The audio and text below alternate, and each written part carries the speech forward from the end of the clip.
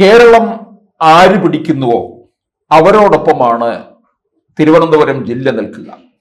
ഇപ്പോൾ തന്നെ നോക്കുക, 2021 രണ്ടാം വട്ടം തുടർഭരണം തിരുവനന്തപുരം ജില്ലയിലെ 14 നിയമസഭാ മണ്ഡലങ്ങളിൽ 13 എണ്ണത്തിലും LDF ആണ്. ഒരെണ്ണത്തിൽ മാത്രമാണ് UDF. അത് കോവളം മണ്ഡലത്തിൽ കോൺഗ്രസ് M. വിൻസെന്റ്. 2016 നേമം മണ്ഡലം ഉണ്ടായിരുന്നു, അത് BJPക്ക്. 2021 BJPയുടെ കേരള ഘടകത്തിന്റെ പിടിപ്പുകേട് കൊണ്ട് തന്നെ അത് നഷ്ടപ്പെടുകയും ചെയ്തു. ഇനിയിപ്പോൾ അത് തിരിച്ചു പിടിക്കാനുള്ള ഒരു വലിയ ശ്രമത്തിലുമാണ്.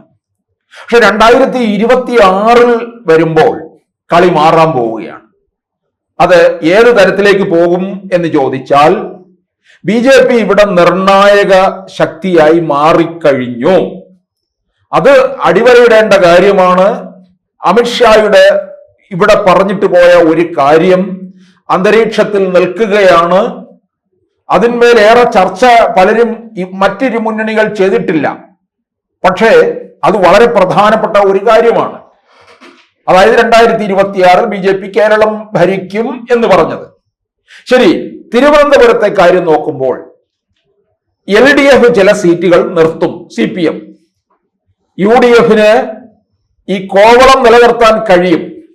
കാരണം M. വിൻസെന്റ് വളരെ ജനകീയനായിട്ടുള്ള, താഴെത്തട്ടിൽ വരെ ഇറങ്ങി പ്രവർത്തിക്കുന്ന ഒരു നേതാവാണ്. അതുകൊണ്ട് തീർച്ചയായിട്ടും അതിൽ മാറ്റം വരില്ല. മറ്റു ചില സീറ്റുകൾ കൂടി കോൺഗ്രസിന് പിടിച്ചെടുക്കാൻ കഴിയും. അതുപോലെ തന്നെ BJP ഇവിടെ കുറഞ്ഞത് 3 സീറ്റെങ്കിലും നേടിയെടുക്കും എന്നുള്ളത് ഉറപ്പാണ്. നമുക്കറിയാം, തിരുവനന്തപുരം പാർലമെന്റിലെ തെരഞ്ഞെടുപ്പിൽ കണ്ടത് രാജീവ് ചന്ദ്രശേഖർ വിജയത്തോടടുത്തതാണ്. പാറശാലയും കോവളവും നെയ്യാറ്റിൻകരയും മാത്രമാണ് വോട്ട് കുറഞ്ഞത്. ബാക്കി 4 ഇടങ്ങളിലും രാജീവ് ചന്ദ്രശേഖർ തകർപ്പൻ മുന്നേറ്റം നടത്തിയതാണ്. വട്ടിയൂർക്കാവ്, കഴക്കൂട്ടം, നേമം എന്നിവിടങ്ങളിൽ മികച്ച വിജയമാണ്. നേമം ഇവർക്ക് തിരിച്ചു പിടിക്കണം എന്നുള്ളത് പ്രധാനപ്പെട്ട കാര്യമാണ്. അവിടെ CPM അത്തരത്തിൽ തന്നെ ഒരാളെ ഇറക്കും. എന്തായാലും മുരളീധരൻ അവിടെ നേമത്ത് വന്ന് മത്സരിക്കത്തില്ല. ഇനി ശിവൻകുട്ടി മത്സരിക്കുമോ എന്ന് ചോദിച്ചാൽ, ശിവൻകുട്ടിക്ക് അവിടെ വലിയ ബന്ധങ്ങളുണ്ട്. അത് ആ നേമമണ്ഡലത്തിലുള്ള വോട്ടർമാരെ പേരെടുത്ത് വിളിക്കാൻ തക്കവണ്ണമുള്ള ബന്ധവും പരിചയവുമാണ് ശിവൻകുട്ടിക്കുള്ളത്. ശിവൻകുട്ടി വിദ്യാഭ്യാസ വകുപ്പ് മന്ത്രി എന്നുള്ള രീതിയിൽ മികച്ച പ്രകടനവും തന്നെ കാഴ്ചവെച്ചു എന്നുള്ളതാണ്. പക്ഷേ രാജീവ് ചന്ദ്രശേഖറാണ് BJPയിൽ നിൽക്കുന്നത്. ഈ ശിവൻകുട്ടിയെ സംബന്ധിച്ചിടത്തോളം ശിവൻകുട്ടിക്ക് അവിടെ വ്യക്തിബന്ധങ്ങളും പരിചയവും നിൽക്കുമ്പോൾ രാജീവ് ചന്ദ്രശേഖർ അതിൽ നിന്ന് മാറി നിൽക്കുന്ന ആളാണ്. കാരണം ഈ സമീപകാലത്താണല്ലോ അദ്ദേഹം തിരുവനന്തപുരത്തേക്ക് കൂടുതൽ കേന്ദ്രീകരിച്ച് നിൽക്കുന്നത്. പക്ഷേ അദ്ദേഹത്തിന് വിഷനുണ്ട്. കേന്ദ്രം ഭരിക്കുന്ന പാർട്ടിയുടെ കേരള ഘടകത്തിന്റെ സംസ്ഥാന അധ്യക്ഷനാണ്. ആ മണ്ഡലത്തിന്റെ മുഖച്ഛായ മാറും.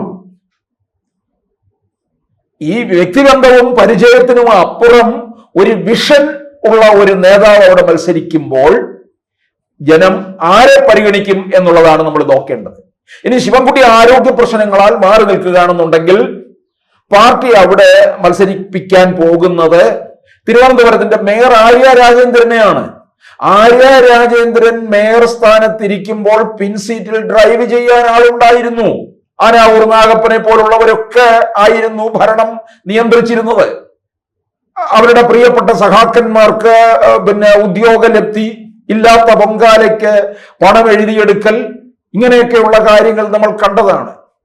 അപ്പോൾ ഒരു തിരുവനന്തപുരത്തിന്റെ ചരിത്രത്തിൽ ഇല്ലാത്ത ഒരു മേയറുടെ ഒരു ഭരണ പരാജയമാണ് ആര്യ രാജേന്ദ്രനിലൂടെ നമ്മൾ കണ്ടത്. ആര്യ രാജേന്ദ്രനെ മണ്ഡലത്തിൽ കൊണ്ടുവന്ന് നേമത്ത് നിർത്തിക്കഴിഞ്ഞാൽ രാജീവ് ചന്ദ്രശേഖറിന്റെ വിജയം ഒന്നുകൂടി ഉറപ്പിക്കാം. ആ വിജയത്തിന് ആക്കം കൂടും. ഏറ്റവും കൂടുതൽ RSS ശാഖകളുള്ളത് നേമം നിയോജക മണ്ഡലത്തിലാണ്. നേമത്തുള്ള വാർഡുകൾ മിക്കതും BJPക്ക് അനുകൂലമാണ്.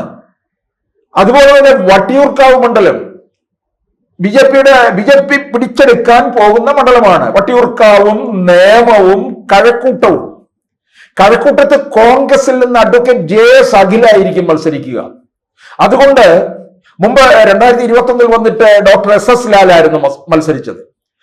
ഡോക്ടർ SS ലാൽ 3ാം സ്ഥാനത്തേക്കാണ് പോയത്. ഡോക്ടർ SS ലാലിനെ മണ്ഡലത്തിൽ പരിചയമില്ല എന്നുള്ളതാണ്. പക്ഷെ അഡ്വക്കേറ്റ് JS അഖിൽ അങ്ങനെയല്ല, മണ്ഡലത്തിൽ ഉടനീളം ഓടി നടക്കുന്ന ആളാണ്. മണ്ഡലത്തിൽ കേന്ദ്രീകരിച്ച് പ്രവർത്തിച്ചുകൊള്ളാൻ തന്നെ കേന്ദ്ര നേതൃത്വം അഖിലിന് നിർദ്ദേശം നൽകിയിട്ടുണ്ട്. ചില കോൺഗ്രസുകാർക്ക് അങ്ങനെ അനൗദ്യോഗികമായിട്ട് തന്നെ സ്ഥാനാർത്ഥികളെ പ്രഖ്യാപിച്ചിട്ടുണ്ട്. പഞ്ചായത്ത് തെരഞ്ഞെടുപ്പിന് മുമ്പ് ഈ BJPയുടെ ഒരു രീതിയാണ്, പഞ്ചായത്ത് തെരഞ്ഞെടുപ്പിന് മുമ്പ് ആ മണ്ഡലത്തിലെ ആരാണോ സ്ഥാനാർത്ഥി എന്ന് അനൗദ്യോഗികമായിട്ട് തീർച്ചപ്പെടുത്തിയിട്ടുണ്ട്, അവരവിടം കേന്ദ്രീകരിച്ച് പ്രവർത്തിക്കുക.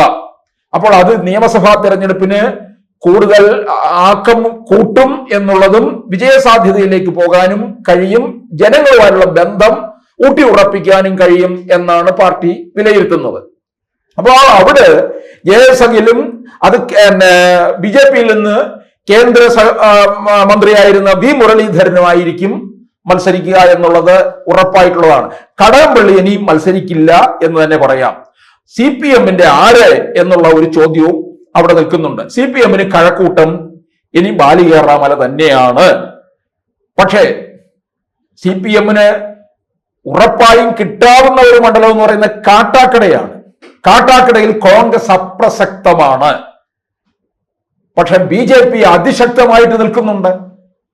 ഈ നേമത്തെക്കാൾ പോലും മുൻപേ വിജയിക്കേണ്ട ഒരു മണ്ഡലമായി കാട്ടാക്കട മാറുന്നുണ്ട്. അത്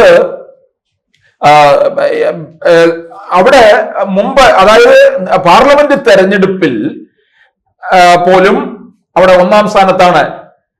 ആറ്റിങ്ങൽ പാർലമെന്റ് മണ്ഡലത്തിൽ വരുന്ന നിയമസഭാ മണ്ഡലമാണ് കാട്ടാക്കട. അവിടെ PK കൃഷ്ണദാസ് വിജയിക്കുമെന്നുള്ള ഒരു ഘട്ടത്തിൽ തന്നെയാണ് നിൽക്കുന്നത്.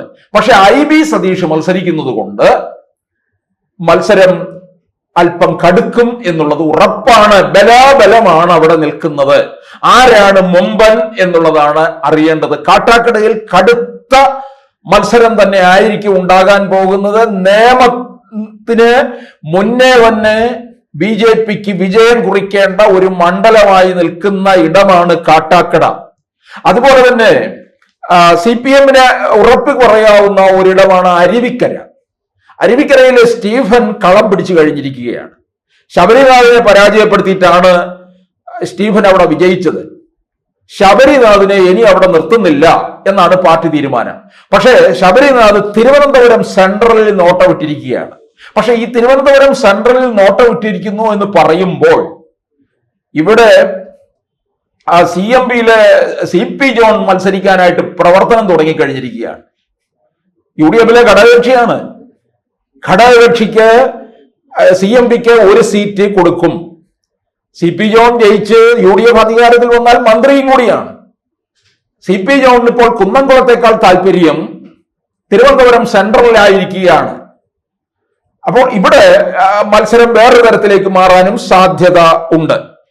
അതുപോലെ തന്നെ മറ്റ് ഇടങ്ങളിലേക്ക് പോയി കഴിയുമ്പോൾ ഇപ്പോൾ വട്ടിയൂർക്കാവിലായാലും നേമത്തും കാട്ടാക്കടയിലുമാണ് BJPക്ക് സാധ്യത ഏറുന്ന മണ്ഡലങ്ങൾ. അതുപോലെ തന്നെ തിരുവനന്തപുരം സെൻട്രലിലും BJP അതിശക്തമായിട്ട് നിൽക്കുന്നുണ്ട്. 2016 അവിടെ ക്രിക്കറ്റ് താരം ശ്രീശാന്തിനെയാണ് ഇറക്കിയത്.